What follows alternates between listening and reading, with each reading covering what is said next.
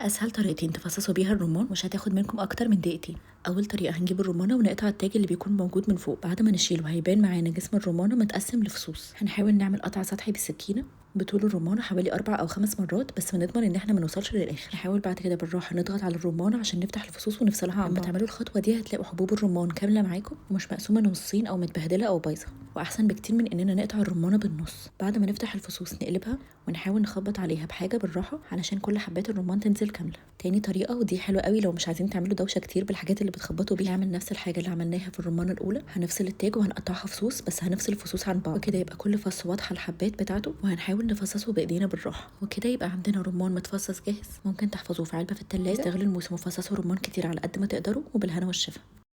للبنات الصغيرين اللي بدأوا يدخلوا المطبخ هعمل لكم فيديوهات ازاي تحبوا الاكل الصحي وتعملوه بنفسكم، واول خطوه ازاي تقطعوا الفاكهه، وهنبدأ بالبطيخ. حاولوا تبدأوا الأول ببطيخة صغيرة على قد ما تقدروا، أو تجيبوا البطيخ البيبي لو موجود. وخلوا بالكم وانتوا بتستخدموا السكينة هنقطع البطيخة من النص، وكده تقريبا الخطوة الصعبة عدت، لأن بعد كده هتقلبوا نص البطيخة على الجزء المسطح منها، فكده مش هتتزحلق منكم السكينة. وبعدين نعمل قطع بالطول بالسمك اللي انتوا عايزينه، وبعدين بنقلب البطيخ وبنعمل فيه قطعة تانية بالطول.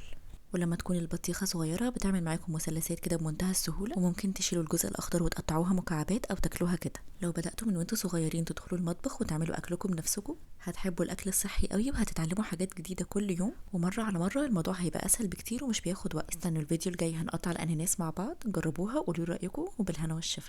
هقول لكم طريقتين تعرفوا تقطعوا بيها الاناناس في البيت، الاتنين اسهل من بعض ومش محتاجه ادوات كتير. حاولوا تختاروا الاناناس حجمه مش كبير قوي ولا صغير قوي، حجمه متوسط. كل الادوات اللي محتاجينها حاجه نقطع عليها وسكينه، وممكن لما تشتروا الاناناس تلاقوا طريقه التقطيع مكتوبه عليه. هوريكم الطريقه دي وهوريكم طريقه تانية سهله برضو. اول خطوه هننيم الاناناس على الجنب وهنقطع الكراون بتاع الاناناس، وممكن تحتفظوا بيها لو هتعملوا طبق فاكهه كبير تزينوه بيها. اهم حاجه تستخدموا سكينه حاميه كويسه وتخلوا بالكم من ايديكم. تاني قطع هنشيل الحته اللي من تحت بنفس الطريقه اللي شلنا بيها الراس، والحتت دي مش بيكون فيها فاكهه كتير فبتكون خشنه شويه او مره.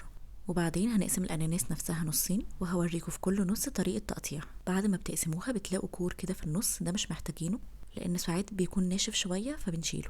ودي الطريقه الاولانيه. هنشيل الكور الاول، وحاولوا ما تشيلوش حته كبيره قوي علشان ما تهدروش من الاناناس نفسه. وبعدها بنقلب الاناناس وبنعمل قطع بالعرض بنفس الخطوط اللي ماشي فيها الاناناس، يعني هو بيكون عباره عن مربعات فبنقطع زي الرسم بالظبط. والطريقه دي تقريبا شبه طريقه تقطيع البطيخ. وبعد ما نقطعها بالطول نقلبها الناحيه التانية ونمشي برضو على نفس الرسم. حاولوا تخلوا بالكم كويس قوي لان الاناناس ساعات بيزحلق منكم، وبعد ما تخلصوا تقطيع هتلاقوا ان الاناناس بيطلع معاكم زي ستيكس كده، ودي ممكن تقدموها بقشرها زي البطيخ كده بالظبط، او ممكن تحطوا فيها عصايه خشب وتقدموها للاطفال زي الايس كريم، هتعجبهم قوي. وممكن كمان الاطراف تطلع معاكم شبه المثلثات، بتكون لذيذه برضو شكلها حلو في التقديم. ولو انتوا بقى مش عايزين القشر خالص هقول لكم على الطريقه التانية للتقديم، هنشيل منها القشر علشان تكون سهله في الاكل.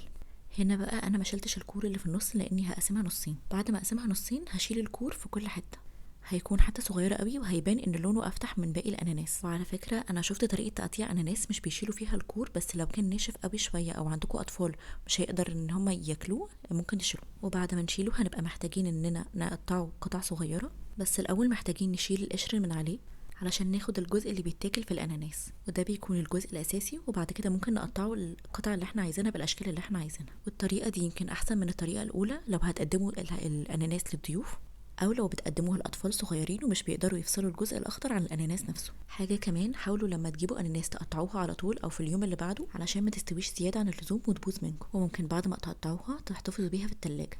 بعد ما بنقطع الاناناس في القشر بيتبقى حاجات ممكن تتاكل، لكن باقي القشر لا، مش ممكن تتاكل لانها بتكون ناشفه شويه ومش مسكره زي الاناناس.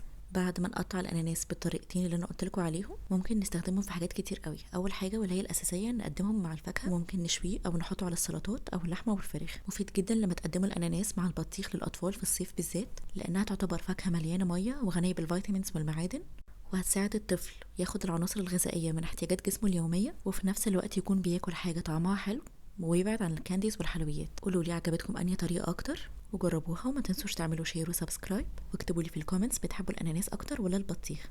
واستنوا الفيديو اللي جاي هنقطع فيه انواع تانية من الفاكهه، وبالهنا والشفا.